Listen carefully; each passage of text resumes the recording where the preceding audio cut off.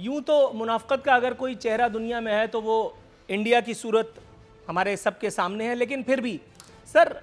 Border पर rangers के जवानों से मिठाई का तबादला किया जाता है और इंडिया का प्रधान जिसकी ज़ुबान अपने काबू में है ना, जिसका ट्विटर अकाउंट,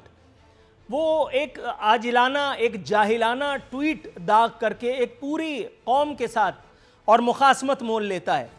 जनाब इमन, ये किस किस्म का सियासत थी, किस किस्म की सियासी मेयारात हैं जिन पर इंडियन प्रधान कारबंद है? इंडियन प्रधान जो है वो किसी चीज पे कारबंद नहीं है। आरएसएस की बेसिक फिलॉसफी दहशतगर्दी से रिलेट करती है, और दहशतगर्दी का जो अंबारकर ने और जो गोलवालकर ने जिन्होंने इसको 1928 में बताया था, और अगर अब उसकी किताब उठा के पढ़े, उसके प्रीफेस पे लिखा हुआ है कि इंडिया के अंदर सिर्फ हिंदू रहेंगे, बाकी कौमों को कन्वर्ट होना पड़ेगा, और अगर कन्वर्ट नहीं होंगे तो they should get out of India. और इसलिए मैंने आपको इशारा किया कि पिछले से पिछले हफ्ते बीजेपी का एक सम्मेलन हुआ जिसमें यही चीज रिपीट की गई। अब जब ये हाल हो आपके इंटेलेक्चुअल लेवल का, और वहां पे बीजेपी के लीडर ये कहते हो कि जी ताजमहल के नीचे भी एक मंदिर पोशीदा है, तो क्या मतलब आप ताजमहल को भी गिरा देंगे? जब वहां पे लोग ये कहते हो कि जी अगर ताबकारी हो, न्यूक्लियर बम ब्लास्ट हो, तो गाय का गोबर लगा दो जिस्म के ऊपर, तो ताबकारी असरअंदाज नहीं करेगी। अगर यहाँ से आप उसके इंटेलेक्ट, उनके दिमागी सोच का अंदाजा नहीं लगा सकते, तो हम फिर क्या, हम इस चीज को सही तरीके से आगे लेके नहीं चल सकेंगे। नरेंद्र मोदी बेसिकली फैशिस्ट है, और आप तो कहते हैं कि उसको कुछ पता नहीं है, उसको तो अपने बाप का नहीं पता कि कहाँ है उसका बाप, उसको अपनी माँ का नहीं पता कहाँ है, ही नेवर मेट, उसने अपने जब बीवी को छोड़ा था, इज नॉट गॉन बैक। सो यहाँ से उसके पर्सनल कैरेक्टर का अंदाजा लगाइए कि जो शख्स रिलेशंस में नहीं रहता उसके अंदर कोई असूल नहीं होता। अब ये यानी जिस तरह ब्रिटिश यहाँ पर थे, अगर पिछले दिनों नेपाल का जब मसला चला था तो वहाँ पे एक उसकी असम्बली ने करारदाद पास की थी कि हमारे इलाके में इंडिया ने सड़क बनाई है, और उन्होंने उस वक्त रेफरेंस दिया था एक आर्टिकल का, एक बरतानिया के दरमियान और नेपाल की क़यादत के दरमियान एक माहिदा हुआ था उस जमाने में, जिस जमाने में उन्होंने नेपाल की सरहद को डिफाइन किया था। मतलब मेरा कहने का ये है कि इस खत्ते में जो ये यहाँ पे इंडिया नहीं था, ये बर्रे सगीर था, ये सब कॉन्टिनेंट था, और यहाँ पे अंग्रेज की हुकूमत यहाँ से लेके और नेपाल तक चलती थी, बर्मा तक चलती थी। तो आप किस तरह, जब आपको हिस्ट्री का नहीं पता, इंडिया कहाँ से, माता कहाँ से आ गई यहाँ के अंदर, यह कहते हैं तो सब कॉन्टिनेंट डिवाइड हुआ, और उसमें दो चीजें, ये तो इतने मतलब इनकी अखलाकियात ये है कि जब 1947 में आज़ाद हो गए और ये कश्मीर की जंग हुई, तो नेहरू ने एक टेलीग्राम किया था लियाकत अली खान को कश्मीर के बारे में, और वो टेलीग्राम ऑन रिकॉर्ड मौजूद है, और उसमें उसने लिखा था कि जी हम कश्मीर का फैसला जो है वो कश्मीर के लोगों की उमंगों के मुताबिक करेंगे। लेकिन ऑन दी अदर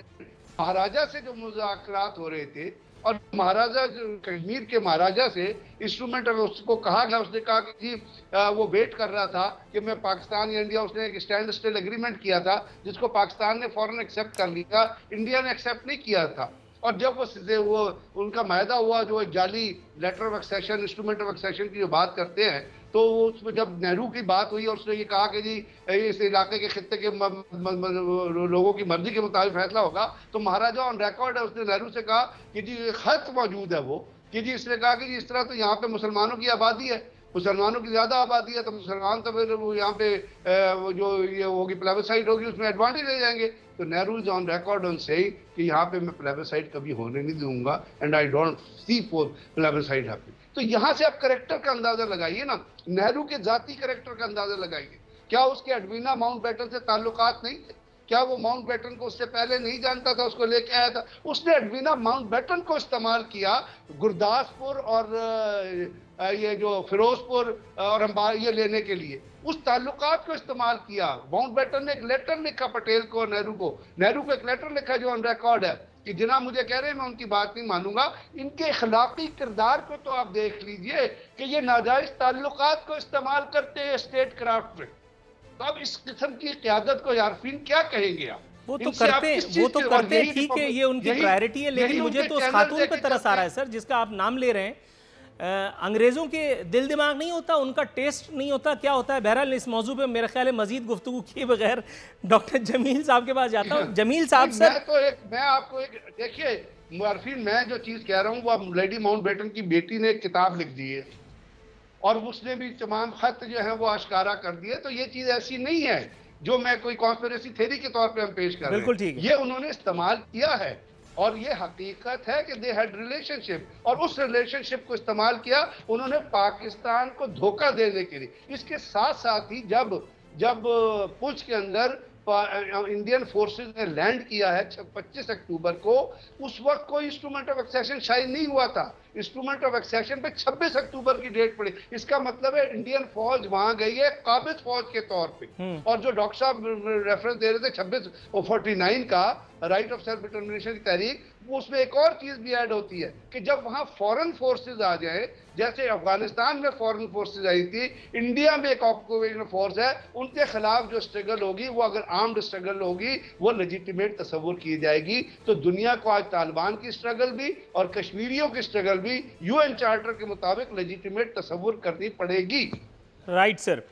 डॉक्टर साहब ये मुझे बताइएगा सर, वो एक मुल्क जहां खुद आज़ादी की मुतअद्दिद तहरीक इस वक्त बरपा हैं, लोग इंडिया की हरकतों से, उसकी बर्बरियत से तंग आ चुके हैं, उसके तसल्लुत से। सर वो एक मुल्क, उस एक मुल्क का सो कॉल्ड पीएम ट्विटर पर एक बरादर तो नहीं बल्कि एक पड़ोसी मुल्क के क़याम पर, उसके इंडिपेंडेंस डे पर इस किस्म की आजिलाना हरकत करता है। सर डिसेंसी के मेयारात क्या ये सब कुछ करने की इजाज़त देते हैं? नहीं, यकीनन डिप्लोमेसी में भी इन चीज़ों की इजाज़त नहीं होती है। इंडिपेंडेंस डे पर तो दुश्मन ममालिक भी या खामोश रहते हैं या बेहतर किस्म के अपने पैगामात भेजते हैं। और ये जहालत की एक माजी करता है कि इस किस्म की अगर सरबराह किसी मुल्क के, और वो भी इतने बड़े मुल्क के सरबराह बन जाएं, जिस वजह से ये बन जाएं, उसने जिन चीज़ों को एक्सप्लॉइट किया हम सारों को पता है कि क्या उसने एक्सप्लॉइट किया वहाँ, और किस बेसिस पे इलेक्शन लड़ा मोदी, और किस बेसिस पे इलेक्शन जीता, और अब किस बेसिस पर जलीलो ख्वार होकर निकलने वाला है, ये सारा आगे भी मंजरनामा हमें नजर आता है। लेकिन ऐसे जाहिल आदमी को मैं यही कह सकता हूँ बकौल शायर कि जाहिल को अगर जहल का इनाम दिया जाए, इस हादसाए वक्त को क्या नाम दिया जाए, और मैखाने की तौहीन है रिंदों की हतक है, मोदी को अगर ये सारे दिया जाए, अगर इख्तियार दिया जाए। मैंने ये इसको मिसरे को अपने तौर पर डाल दिया है। तो मेरा कहने का मकसद ये है कि उससे तवक्कुआत यही होती है। अब रहा सवाल कि दुनिया को क्या करना चाहिए और पाकिस्तान को दुनिया को क्या बावर कराना चाहिए। ब्रिगेड साहब ये भी फरमा रहे थे कि वहाँ जो काबिज फोर्सेज जहाँ आ जाएं और जहाँ उस खित्ते की हैयत को चेंज किया जाए, जिस खित्ते में काबिज फोर्सें हैं या जो डिस्प्यूटेड टेरिटरी है, तो वहाँ दुनिया के दूसरे क़वानीन का भी इतलाक हो जाता है, और वो है जेनेवा कन्वेंशन। बाकी मैं यूएन चार्टर पे भी आ जाता हूँ कौन कौन से उसके आर्टिकल हैं, लेकिन जो जेनेवा कन्वेंशन का आर्टिकल 49 है और उसमें एडिशनल प्रोटोकॉल भी शामिल है, उसके तहत अगर ऐसी कहीं हरकत हो तो उस सूरत में वहाँ पर वार क्राइम यानी कि स्टैट्यूट जो है इंटरनेशनल क्रिमिनल कोड का आर्टिकल 8(2),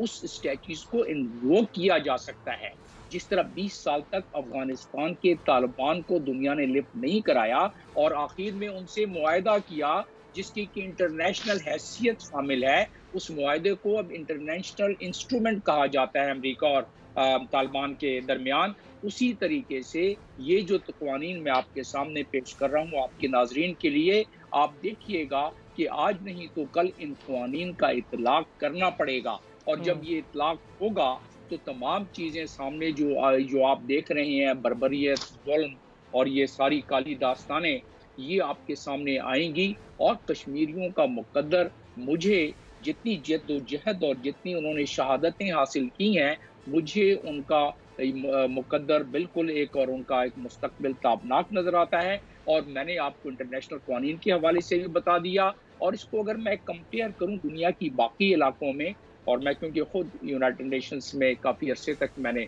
वहाँ काम किया है, यूनाइटेड नेशंस में